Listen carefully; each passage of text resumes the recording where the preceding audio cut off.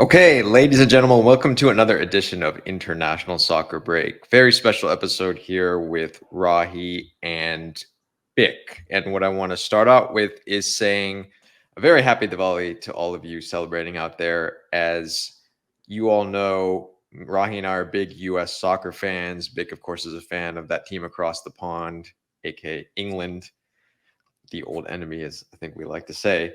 But one thing we all share is we all have a strong affinity to another team as well, because our background is, of course, India. And what we wanted to talk about today, which I felt was a very appropriate topic given the festive occasion, was what is going on with Indian football. Because what I'm sure all of us would like more than anything else is to see success of Indian football, especially at the largest competition in the world, aka the World Cup. So, what is going on with this? Yeah, so India obviously has a long history of football, which not a lot of people know about. It was established in the mid 19th century, I think, by British officers. And India actually is the home of the oldest cup competition in the world outside of the British Isles. So the Durand Cup has been going on since 1888. So India has a very long history with football. There was a bit of success back in the day in the 1950s. I think India finished fourth in the Olympics, and it's always been a big sport. There's always been a lot of passion for football. What there hasn't been is much success outside of regional competitions. And yeah, I mean, I think part of the reason is, and you'll always get this question of, how is it that a country of 1.4 billion can't produce 11 footballers? And I don't think it's as simple as that, right? I think at the end of the day, what you need Well, is an ecosystem. let's just let that sink in though for a second. I Yeah, mean, I think it's a fair assessment overall where people yeah, see now we're India is the most populous nation in the world now. yeah. And to see, I wouldn't say lack, but let's say lack of, Yeah. sporting success in the world's most popular game, Mm. people always want to know, well, what's going on behind the covers? What's actually Yeah. going on? Yeah. Yeah. So look, I think essentially, because I've thought about this long and hard. What is it that makes a good footballer? What sort of environment do you want to be in? And essentially, if you're a very talented 12-year-old footballer in India, what are you going to do? If you're in a European country, or if you're in Uruguay or something, you Yeah. can just go to your local club. You'll get picked up by a scout. You'll get sent off to an amazing training camp. You'll have the best facilities in the world, and then you have that entire ecosystem and that infrastructure that supports you. Whereas in India, like you'll be like your local town superstar, and that's it. There Was this isn't really personal? that ecosystem. Was this a personal story? You as a No, 12-year-old didn't sadly have not. anywhere to go, nowhere to go, but unfortunately, you just didn't have. If you were in Uruguay, you Yeah, would yeah, be I could have Luis been. I could Suarez have at been the this next point. big thing. Yeah. No, I think no, but I mean the thing is, it is actually, I would say, not entirely personal, but you have seen players like that. We had some very talented players, and I just know, one of my friends was exceptional at football, and he was head and shoulders above everyone else. Would score tons of goals for the school, and if he was in any other country, if he was in England, for example, he would have, maybe like trialed for West Ham and failed, but then done a sports science degree and been involved in the game somehow. So I think that's the main issue. If you're a small country of, I don't know, 4 million like Croatia, everyone's playing. There is always something around football going on, whereas in India it's quite dispersed. Now obviously that is changing, right? Like the facilities are changing.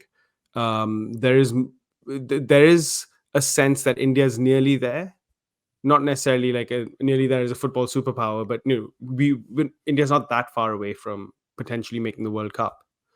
um so you know let's see what the future holds, but yeah, I think so far the reason is just there's never been the infrastructure and the ecosystem for success.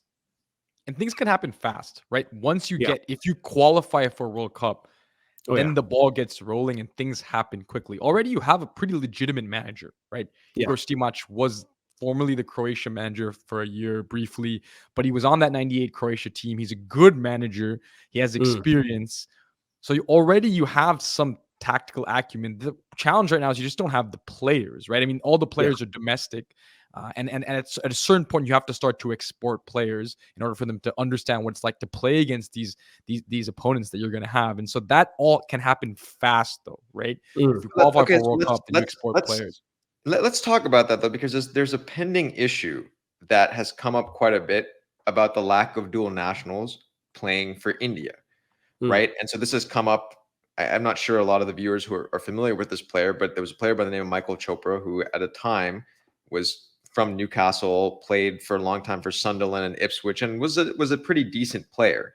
And there was talks of him going to India, but then enter the bureaucracy of India, which we're all familiar with. But there's an element of that. So what's going on with that? Because I think that is a major component of all of this.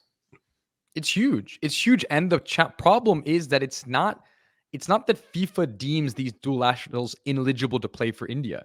It's that the Indian Football Federation doesn't allow these players to play because in order to do so, they have to hold an Indian passport. And then, of course, to have an Indian passport, you can't have another passport.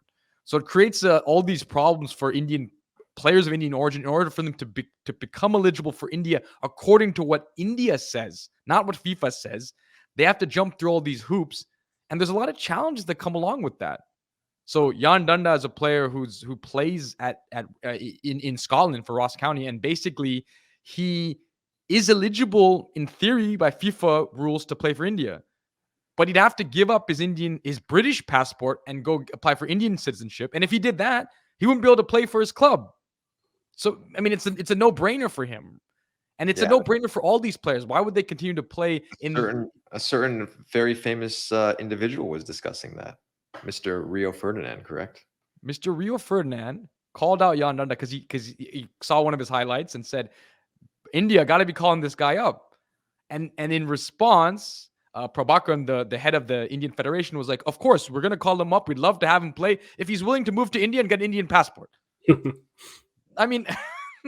And then Jan Dunda himself responded and said, sir, I would love that to play for India, but if I gave up my British passport, I couldn't play for my club team.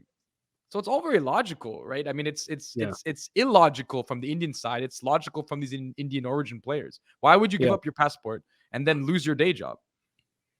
Yeah. And we've seen what Morocco did with all these players who were brought up in Europe, European nationals, played for France, like grew up in France and Spain, had Moroccan heritage, and decided to play for Morocco. So yeah, I think that's definitely doable. I think the only caveat that I would have to that is, I don't know if India has that many quality players of Indian origin. Like every few years in English football, we talk about India's like Indians and Pakistanis the largest minority group. Why they're not more South Asian footballers? So I think that's potentially I don't want to say a stumbling block, but I mean, I guess eventually we'll have more and more of those.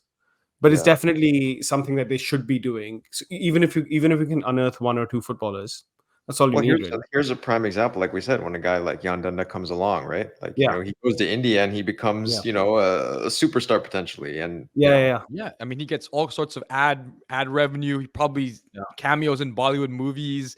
I mean, he would become a huge star. And then people see that. And by the way, once you get one dual national, they start popping up out of nowhere. Like my grandma's grandma is Indian. All of a sudden, they start coming out of the woodwork. Yeah, actually, no, that's a very good point. Ireland were notorious for that. They'd always try and find out if you had like even one Irish grandmother or grandfather, and they didn't try and rope you in. But it's a legitimate strategy, right? It's something that teams do across the world, across sports. I mean, the US is a prime example, right? Yeah. And there's no shame in it. As an American fan, there's no shame in it. It's the way the sport is played now. And if you're not doing it, you're falling behind. I mean, it's every single country does it.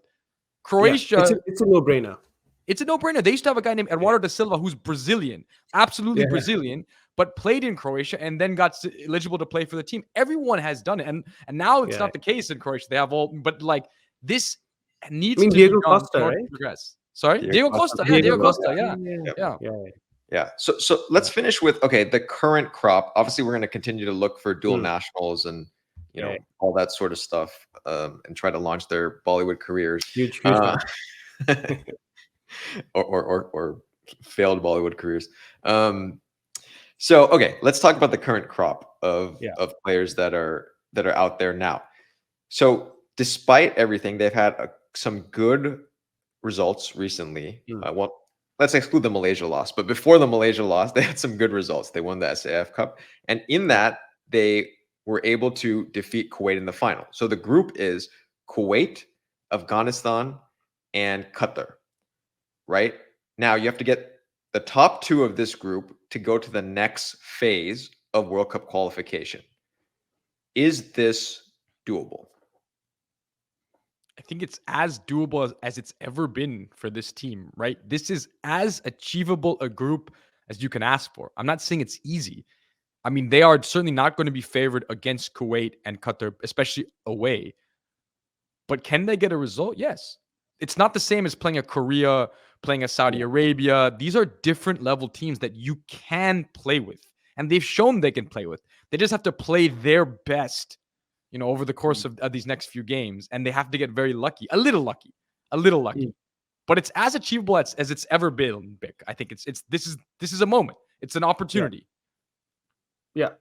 And they've beat. I mean, they drew with Kuwait twice in regular time, beat them in penalties not too long ago. They've beaten Afghanistan recently. I think did they draw with Qatar a few years ago? I think in 19. So, yeah, it's definitely doable. But yeah, I mean, like Rahi said, they have a knack of conceding goals late. Some bad refereeing decisions, so they need that to go their way.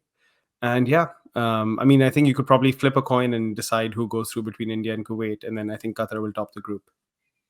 Yeah, they need a little bit of those refereeing decisions to go their way. They haven't in the past. Yeah, and you hope that this time things fall in their favor. Yeah. So a very important start to the qualification campaign. They have Kuwait coming up this week away, and then home against Qatar. So this will really set the tone for the rest of the qualification campaign. We wish them all the best. And like we always talk about, we always think about, okay, what's going to happen first? Will the US win the World Cup first, or will India qualify for the World Cup first?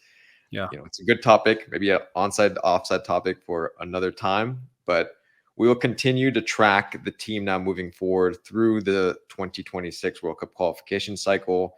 And I think it's more than appropriate today. I just want to, again, wish everyone who's celebrating a happy Diwali out there. And we'll finish with keep watching the beautiful game and Chak De India.